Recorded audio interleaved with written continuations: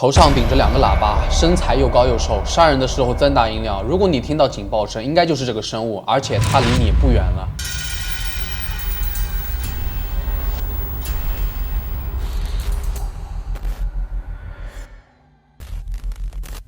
Hello， 大家好，我是正正。有粉丝想让我做一期汽笛人的都市传说，它也叫做警笛头。我知道在这里一定会有许多小伙伴会在弹幕上刷 SCP-6789，但是 SCP 基金会上并没有收容所谓的6789，只是这个似生物又不像生物的长相很难不和 SCP 联系在一起，所以可能慢慢的就把这个汽笛人意淫成为了 SCP。不过不要紧，它是不是 SCP 一点也没有破坏汽笛人的神秘感。本期就给大家带来汽笛人的怪谈。汽笛人是一个高大的神秘人形生物，由一个金属杆和一个警报器组成，它通常被描述成一个高40英尺的骷髅，上面有警笛头。它能够发出令人不安的噪声，包括警笛声、自噪声、奇怪的音乐、龙卷风警报声、国家紧急广播、警察广播录音和人类对话的片段等等。更让人恐惧的是，它甚至可以播放受害者的最后时刻，还能通过模仿亲人的声音引起别人的注意，让人掉入陷阱。汽笛人通常出现在森林茂密的区域，他的手臂伸直到脚下，常常在树林中抢劫受害者。由于他的腿像瘦长的木头一样，人们在树林里散步误以为它是树木，所以如果去树林里散步的时候，请注意身上挂的树干很有可能就是汽笛人。而且汽笛人是一个非常好斗的捕食者，他可以随意砍倒树木和重物，危险性极高。他又会长期保持静止状态，等待一个不幸的人靠近。他也有很强的生存意志，所以在森林里利用自己的伪装技能，模仿声音来躲避其他的危险生物。他还会自己发出警报声，挡住受害者的尖叫声、求救声，从而确保没有人能够帮助到他们。尽管这是一种残酷的方式，但对于汽笛人来说，这样做可以使猎物混乱，并使他们迷失方向，从而确保自己能够成功狩猎。汽笛人还有一种罕见的大规模杀人战术，城镇中的许多人都会死于耳膜和软组织的爆破，许多人的尸体都没有被汽笛人带走，所以有的人认为他是没有目的性的杀死他们，只是为了自己所谓的运动，从而带走小部分的尸体。不知道汽笛人是否有一种特定的声音来引起这种效果，或者他只是发出足够大的声音就可以了。他进行这种大规模的破坏行为的原因是未知的，因为他通常只是跟踪人类，杀死一个或者几个人，并不会进行大规模的杀戮。第一次有汽笛人的目击记录是在1966年，当时有一个在亚利桑那度假的家庭，在2个电线杆附近拍摄到了汽笛人的照片。他似乎具有转变为各种结构的能力，以便更好地融入周围的环境并吸引受害者。在1978年，9岁的凯瑟琳试图去后院附近的森林里调查奇怪的声音后失踪了。他的姐姐说，凯瑟琳似乎听到母亲呼唤她的声音，所以便跑了出去。其实并不是母亲的声音。1984年，4名少年在宾夕法尼亚州的阿勒格尼国家公园露营。他们失踪后，其中1名少年独自出现在家门口，说他的朋友在森林里被一只巨大的怪物抓走了。1年后，一双运动鞋从一棵树上掉了下来，但是并没有发现其他运动鞋的痕迹。更诡异的是，失踪的孩子去哪里了呢？6年后的1990年，国王峡谷国家公园的一名护林员发现一名男子挂在离地面20英尺的树上。护林员把他救下来的时候，发现他已经死亡，眼睛都破裂了。1992年，一名流浪者声称在宾夕法尼亚州看到一根像电线杆的东西穿越了森林。目击者称他的头部上挂着2个扬声器，像收音机一样在放歌。大约3年后的1995年7月16日，有个叫查德的人和他的朋友在亚特兰大公园的森林里徒步旅行，他们发现了汽笛人潜伏在森林里。根据查德的说法，怪物模仿了他们的声音，抓走了他的朋友。查德保住了一命，但也受伤了。总体上，大约有13份关于汽笛人的目击报告。考虑到该生物的年龄，还有更多未被发现的可能性。然而，这许多事件并不是汽笛人的最初记载。在整个北美大陆都发现过有关于汽笛人的洞穴壁画，描绘了在古代他与人类交战的情况。这表明汽笛人并不是新的物种了。好了，说到这里，相信许多小伙伴已经倒吸了一口凉气。但是正正在这里说一下，不用怕，因为汽笛人其实不是真实存在的。他的传说起源于加拿大艺术家特雷弗创建的虚构人物。但是说到汽笛人，大家都流传着关于汽笛人的目击传说，孰真孰假，大家反而忽略了它的起源。